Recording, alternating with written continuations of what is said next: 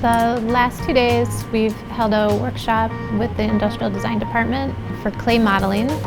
It's a really fast material to work with and fairly inexpensive for what we're able to achieve with the quality of line and design. As an industrial designer, you always start out doing something in 2D, and so it's important to have that experience with the 3D and connect it to a 2D sketch. And so for our workshop, we brought in a 2D sketch and we had them interpret it. And what they found out was that the sketch in some views was different than the other views. And so they had to do the work to solve what the best solution was for the design. As industrial designers, we don't have much chance to play with clay as a soft material.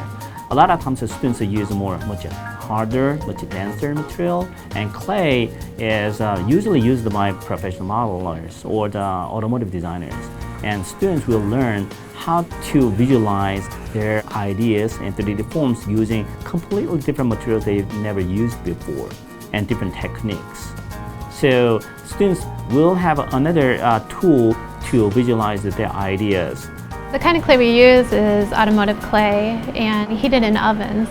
And so when it's warm, it's soft and it's easy and quick to move around.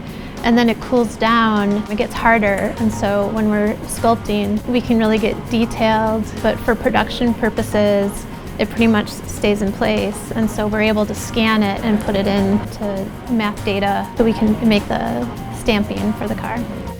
The workshop was amazing. I feel like I've learned so much in the past 24 hours. It's kind of mind-blowing. I'm super grateful that GM came out here because it's not really like an everyday thing and it would be tough to get this kind of opportunity anywhere else.